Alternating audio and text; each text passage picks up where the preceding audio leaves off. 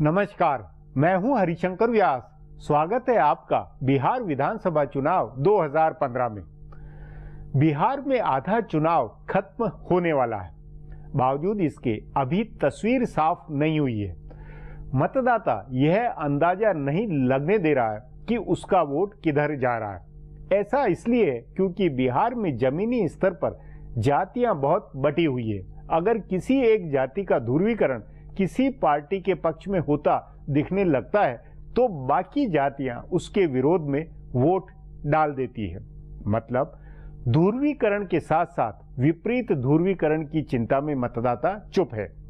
एक दो मुखर समूहों को छोड़ दे तो बाकी ज्यादातर जातियों और समूहों के मतदाता खुलकर किसी का समर्थन या विरोध नहीं कर रहे हैं। यहां तक कि मुस्लिम मतदाता भी खुलकर अपना रुझान महागठबंधन की ओर नहीं दिखा रहे हैं। उनको बहुसंख्यक वोटों के ध्रुवीकरण का खतरा दिखता है। मतदाताओं की रणनीतिक चुप्पी से पार्टियों की बेचैनी बढ़ी है। तभी दोनों गठबंधनों की प्रचार रणनीति बार बार बदली है। विकास से लेकर बाहरी बनाम बिहारी और ध्रुवीकरण बनाम स्वाभिमान में दोनों गठबंधनों ने कई बार मुद्दे बदले हैं। उन्हें भी पता नहीं है कि कौन सा मुद्दा काम कर रहा है। तीसरे चरण के मतदान के बाद क्या बिहार की तस्वीर साफ होगी या पहले दो चरण की तरह ही इसके बाद भी तस्वीर उलझी ही रहेगी? यह सवाल इसलिए उठ रहा है क्योंकि बिहार में जमीनी स्तर पर बहुत विभाजन दिख रहा है। हर चुनाव क्षेत्र में अलग समीकरण काम कर रहा है। कहीं ध्रुवीकरण कराने की कोशिश हो रही है तो कहीं इसे रोकने का प्रयास है। कई जगह दोनों गठबंधन के कोर वोट बंट रहे हैं तो कई जगह तीसरा मोर्चा वोट काट रहा है। इस पर आज हमने वरिष्ठ पत्रकार उपेंद्र प्रसाद से बात की है। उपेंद्र जी, इस बार बिहार चुनाव की तस्वीर साफ क्यों नहीं हो रही है? इतना काफी चुनाव बीत भी गया और प्रचार तो काफी समय से चल रहा था और पोलराइजेशन की भी खबर है कि एकदम आमने सामने की लड़ाई है। कई लोग ये भी कह रहे हैं कि थर्ड फ्रंट और या लेफ्ट फ्रंट कोई काम नहीं कर रहा है। इसके बावजूद बिहार चुनाव की तस्वीर साफ नहीं हो रही है। उसके क्या कारण आपको लग रहे हैं? देखिए, इसका कारण ये है कि पिछले चुनाव की अपेक्षा इस बार जो सामाजिक समीकरण है बिल्कुल उलट पलट गया है और उस उल्टे पुल्टे सामाजिक समीकरणों का क्या असर होगा ये तो पता नहीं चल रहा है जो राजनीतिक पंडित हैं उनको। और दूसरा है कि लोगों में भी कोई लहर नहीं है। ऐसा नहीं देखा जा रहा है कि लोग बहुत वोकल हों अपनी बात को लेकर। कुछ तो हैं जैसे कि एक मोर्चा के समर्थक हैं या उसके वर्कर हैं वो वोकल हैं, दूसरे मोर्चा के वर्कर हैं वो भी वोकल हैं, लेकिन जो जनरल आम पब्लिक है वो शांत है। अब देखिए, पिछले लोकसभा चुनाव के बाद से ही देखिए, मांझी थे नीतीश के मोर्चे में, वो आ गए इधर।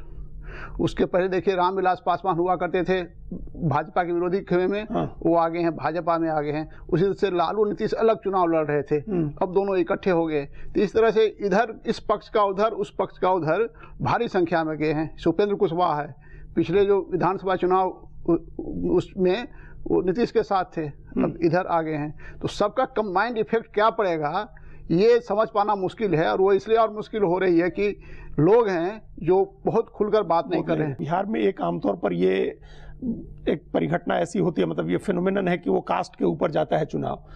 जिस और आप इशारा कर रहे हैं कि वो कास्ट का जो समीकरण होता था पहले कि कोर वोट है, किसी हर पार्टी का अपना एक कोर वोट होता था, तो इस बार क्या उसमें ऐसा लग रहा है कि वो कोर वोट भी डिस्टर्ब हुआ है जिसकी वजह से तस्वीर साफ नहीं हो पा रही है? ये पूरा कोर वोट मतलब एक सोशल ग्रुप है। सोशल ग्रुप के रूप में आप शेड्यूल कास्ट को देखिए, तो शेड्यूल कास्ट आमतौर पर भारतीय जनता पार्टी के खिलाफ जाया करते थे, उसमें कुछ छिटपुट आ जाते होंगे। इस बार माना जा रहा है कि आमतौर पर भारतीय जनता पार्टी के साथ आ गए हैं, थोड़ा बहुत इसको छोड़ करके दूसरी तरफ जाएंगे। अब कितना आ गए हैं और कितना जाएंगे ये कहना मुश्किल है, क्योंकि पहली बार जो भारतीय जनता पार्टी को है वहाँ शेड्यूल कास्ट का सपोर्ट मिल रहा है। भारतीय जनता पार्टी सोच रही है कि हमें उसका सपोर्ट मिलेगा और दिखाई भी पड़ रहा है मांझी की घटना के कारण या रामविलास पासवान इनके साथ आ गए हैं इसके कारण। उसी तरह से जो पिछड़ा वर्ग है उसमें कभी भी पिछड़ा अति पिछड़ा का ध्रुवीकरण नहीं हुआ था। कर्पूरी ठाकुर थे, अति पिछड़ा थे, लेकिन पूरे पिछड़े वर्ग के नेता थे। लालू यादव भी जब पूरा ओबीसी के नेता थे तो इकट्ठे नेता थे सबके। नीतीश कुमार भी खुद अत्यंत पिछड़ा वर्ग के नहीं, पिछड़ा वर्ग अत्यंत पिछड़ा वर्ग के लोग उनके साथ थे। कोई डिवीजन नहीं था, अलग अलग सूची बनी हुई थी, उसके अनुसार लोगों को आरक्षण मिलता था, लेकिन पॉलिटिकल लेवल पर दोनों की दो ग्रुपिंग नहीं थी। पॉलिटिकल बिहेवियर ऐसा नहीं होता था कि कोई अत्यंत पिछड़ा वर्ग का नेता बन गया होगा या अत्यंत पिछड़ा वर्ग का नहीं, लेकिन ये नेतृत्व तो हो रहा। 2005 के चुनाव से, मतलब 2000 के चुनाव के बाद से दिखने लगा था, और 2005 के दोनों चुनाव में, 2010 के चुनाव में ये डिवीजन तो दिखा कि नीतीश कुमार के साथ गया, उसका बहुसंख्यक वोट नीतीश कुमार के साथ गया, और 2014 के लोकसभा चुनाव में वही वोट भारतीय जनता पार्टी की तरफ गया नरेंद्र मोदी के नाम पर। फिर भी मेरा मानना है कि जो अति पिछड़ा कहा कोई नहीं था, वो ओवरऑल कोई नेता भले यादव विरोधी पिछड़ा वर्ग था, वो पूरा इधर से उधर हो रहा था। आपने कहा उपेंद्र जी अभी की जो एंटी यादव वोट होते थे उसको एक तरह से गोलबंद किया हाँ, तो उसमें और फिर अति सबको पिछड़ा- साथ लाने की कोशिश है जी। कि वो साथ में आए, मतलब यादव भी साथ में आए और उसमें जो अति पिछड़ा या जिसको अलग लेके गए थे नीतीश कुमार, वो सब भी साथ में आए। तो इस कंट्राडिक्शन का क्या असर आप देख रहे हैं? इस कंट्राडिक्शन का तो असर यही हो रहा है कि देखिए एक फियर साइकोसिस है लालू यादव को लेकर के गैर यादव पिछड़ों में। तो वो जो फियर साइकोसिस है, अब नीतीश कुमार नेता बन गए हैं उसके, लालू यादव ने भी एक्सेप्ट कर लिया है कि मुख्यमंत्री नीतीश कुमार ही होंगे। लालू यादव ने भी कह दिया है कि इनकी पार्टी की सीटें कम भी आई आरजेडी से तब भी यही बनेंगे।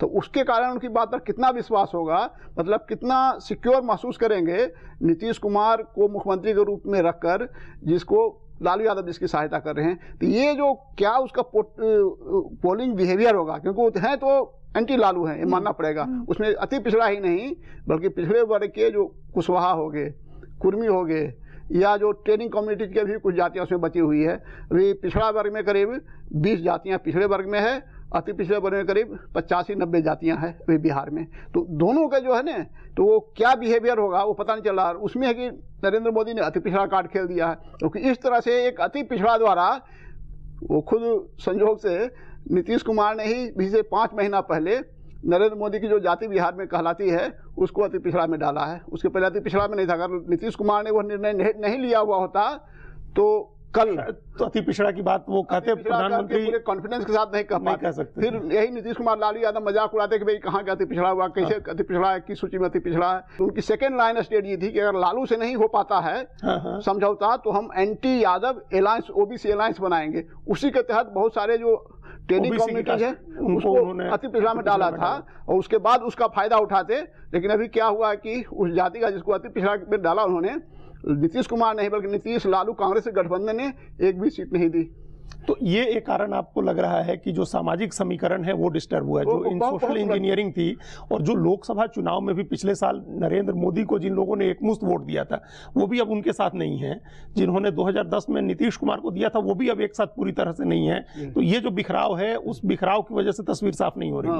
ये तो है ही, और उसमें एक और कॉम्प्लिकेशन आ गया है, वो है जो अगड़ी जातियों का वोट है। पिछली बार मिला था भारतीय जनता पार्टी को एकमुश्त मिला था, तो इस बार भागवत जी ने जो सवाल खड़ा किया और उसका जो स्पष्टीकरण दिया अमित शाह ने, या अब प्रधानमंत्री बोल रहे हैं, तो उसके कारण अगड़ी जातियों का भी पूरा वोट पूरे उत्साह से उधर जाएगा कि नहीं जाएगा वो भी संदेहास्पद हो गया है। मतलब हमें लग रहा है कि उतनी भारी संख्या में सपोर्ट जो था, हो सकता है वोट जाए लेकिन वोटिंग परसेंटेज ही उनका लो हो, उस वजह से भी एक कंफ्यूजन है। हाँ, तो उसमें भी कंफ्यूजन क्रिएट हो गया। अच्छा, और ये जो चुप है वोटर, जो आपने भी पहले कहा और हमने भी घूमते हुए बिहार में महसूस किया कि लोग बोल नहीं रहे हैं, जो चुप है, उसका क्या मतलब है? चुप्पी का क्या मतलब निकाला जाए? चुप्पी का तो होता है कि 2 कारण होता है।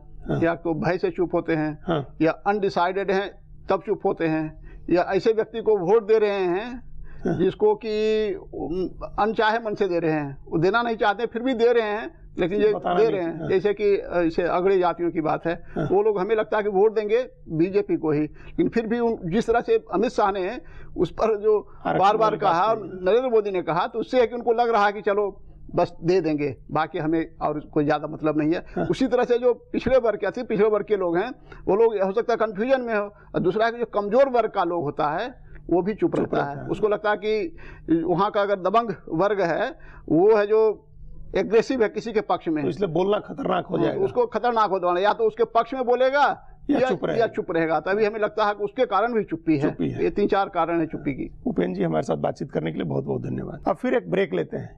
ब्रेक के बाद बिहार के पूर्व मुख्यमंत्री और राष्ट्रीय जनता दल प्रमुख लालू प्रसाद की राजनीतिक कुंडली दिखाएंगे। हमारा प्रोग्राम अब यहीं खत्म होता है। आग्रह है कि प्रोग्राम पर अपनी राय hsvyas@nayaindia.com पर ईमेल करके बताएं, या hsvyas के मेरे अकाउंट पर ट्विटर करके जाहिर करें। अब कल फिर मिलेंगे इसी चैनल पर इसी समय।